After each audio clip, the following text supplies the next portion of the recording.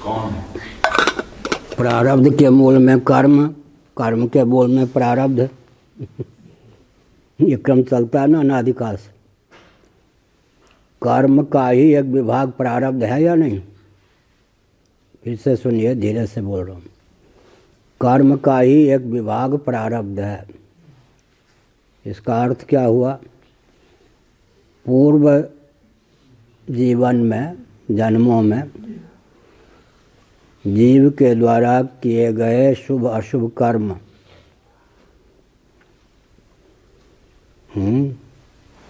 जो अब भोगे नहीं जा चुके हैं, वो जमा हैं, उनका नाम है संचित।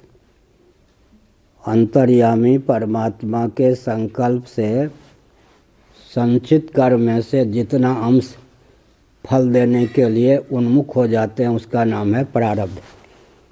1,00,000 रुपये किसी के बैंक में है, 1,000 निकाल लिया, तो प्रारब्ध के समान हो गया। खान पान भोजन आदि के लिए खर्च करने के लिए तो 1,000 निकाल लिया ना, वो प्रारब्ध के समान। बाकी जो 99 वो संचित के समान।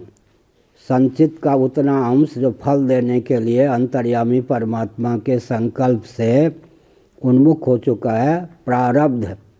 जिन कर्मों का फल प्रारंभ हो चुका है उसी का नाम है प्रारब्ध। प्रारब्ध के 3 भेद हैं मुख्य रूप से, जाति आयु भोग। जाति का अर्थ होता है जन्म, वो तो हो ही गया। स्त्री पुरुष ब्राह्मण क्षत्रिय वैश्य मनुष्य पशु पक्षी जो होना था, काला घोड़ा, वो तो हो ही गए। दूसरा है फल आयु, श्वास प्रश्वास की निश्चित अवधि, कोटा। तीसरा है भोग, सुख दुख देने वाली सामग्री, व्यक्ति और वस्तु की उपलब्धि और उनके सेवन से सुख दुख की अनुभूति, उसी का नाम है भोग। जाति आयु भोग प्रारब्ध के 3 मुख्य फल हैं। आप शायद कल नहीं थे या सुबह की गोष्ठी में। अगर मानव मनुष्य सर्वथा प्रारब्ध के अधीन हो तो लौकिक वैदिक विधि निषेध संहिता उस पर लागू न हो, क्रियान्वित न हो।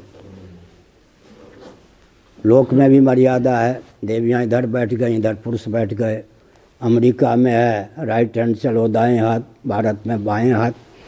कुछ लौकिक मर्यादाएं हैं, कुछ शास्त्र सम्मत मर्यादा है खान पान विवाह आदि में। तो मनुष्य के ऊपर ये लागू हैं। अगर मनुष्य सर्वथा प्रारब्ध के अधीन हो तो लौकिक और वैदिक आचार संहिता उस पर कतई लागू न हो, बिल्कुल लागू न हो, कतई। महानंद जी बोलते हैं। इसीलिए मनुष्य सर्वथा प्रारब्ध के अधीन नहीं है।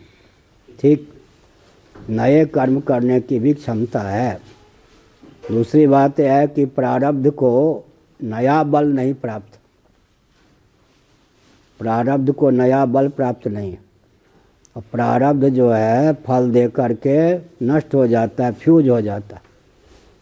लेकिन अज्ञानी जो व्यक्ति हैं उनके हृदय में संस्कार का आधान कर देता है। वो संस्कार फिर शुभ और अशुभ कर्म कराने लग जाते हैं। प्रारब्ध को नया बल नहीं है, पौरुष को नया बल है। पौरुष को नया बल है। इसलिए पौरुष के द्वारा प्रारब्ध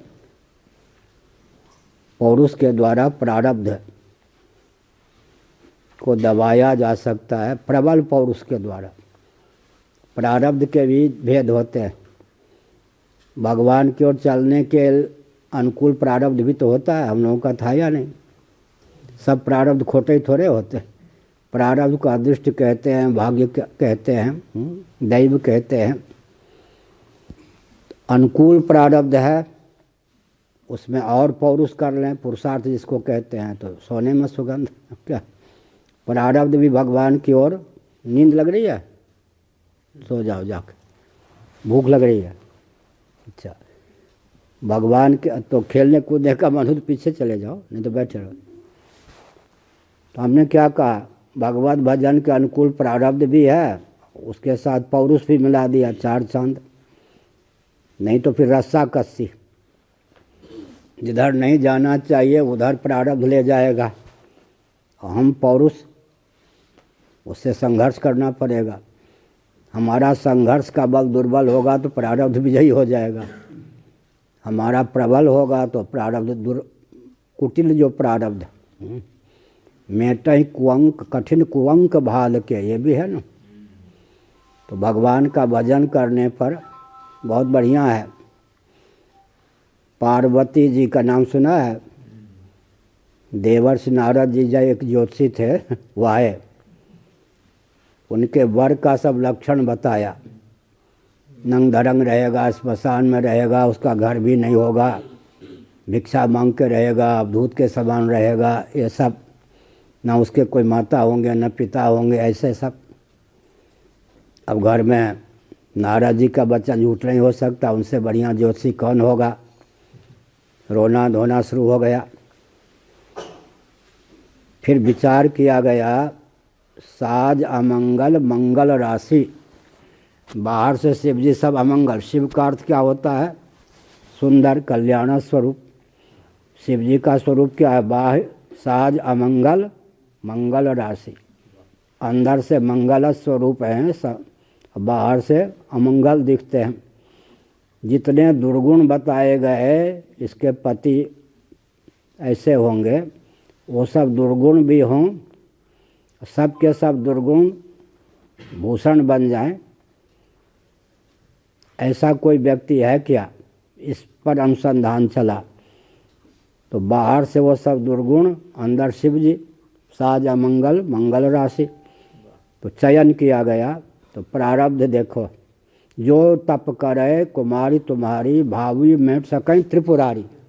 संकेत कर दिया, शिव जी में साज अमंगल मंगल राशि। बाहर से वो सब लक्षण हैं जो इसके पति के लक्षण बताए गए, लेकिन शिव जी बीच में अगर बृहस्पति हो जाएं देवगुरु, अगल बगल जितने ग्रह होते हैं सब अनुकूल हो जाते या नहीं? शिव जी यहाँ भी क्या है?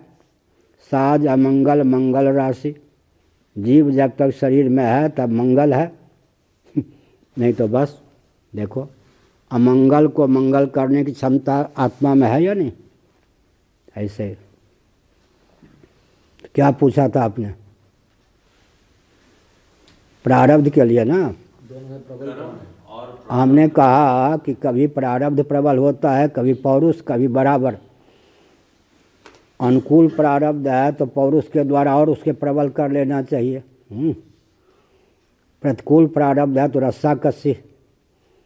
फिर एक है, मैंने संकेत किया गंभीर रूप से, प्रतिकूल प्रारब्ध भी है, उसमें सोचना चाहिए कि इसमें कौन सी चीज़ ला के बैठा दें तो सारी प्रतिकूलता अनुकूलता का रूप धारण कर ले। भी मैंने संकेत किया क्या?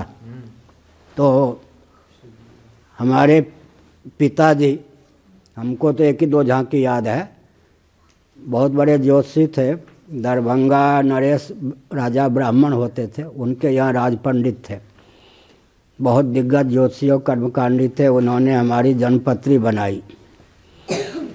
तो माता जी ने और लोगों ने पूछा ये कैसा बालक होगा? उन्होंने कहा इसमें राजा और भिखारी दोनों के लक्षण हैं। राजा और भिखारी दोनों के लक्षण हैं। तो लोगों को हुआ कि राजा होगा तो भिखारी नहीं, भिखारी होगा तो राजा नहीं, पहले भिखारी होगा या राजा होगा, पहले राजा होगा, भिखारी गुंधुन चलता रहे।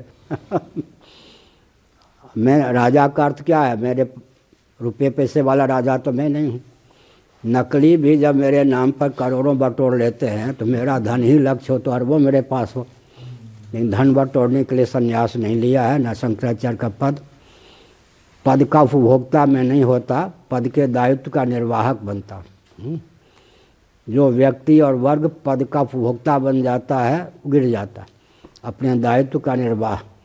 तो शंकराचार्य का पद जो है राजाओं पर भी शासन करने का। जब से मैं शंकराचार्य तब से बोलने लगा या नहीं, लोग तो डरते हैं बोलने। शंकराचार्य का पद जो है शासकों पर शासन करने का, शासकों पर शासन करने का पद तो अब ले गया। और बाबा कहाँ से? बद्रीनाथ से ऊपर वसुधारा से लेकर श्रृंगेरी तक भीख मांग चुका हूँ, भिक्षा बाबा वेश में। भिखारी का भी लक्षण है, और राजा का भी लक्षण हो गया शंकराचार्य होने से। क्या ऐसा है कि प्रतिकूल प्रारब्ध को भी अनुकूल बनाया जा सकता है। साज अमंगल मंगल राशि, नहीं तो संघर्ष जो प्रबल होगा वो विजयी होगा। पौरुष और प्रारब्ध में संघर्ष होता है। अनुकूल प्रारब्ध हो उसके लिए और अनुकूल प्रयत्न कर लिया जाए तो प्रारब्ध को नया बल नहीं होता, पौरुष को नया बल होता है। इसलिए पौरुष की प्रधानता है मनुष्य जीवन में। हो गया। अरे वाह गौड़ जी, अभी गौड़ जी हम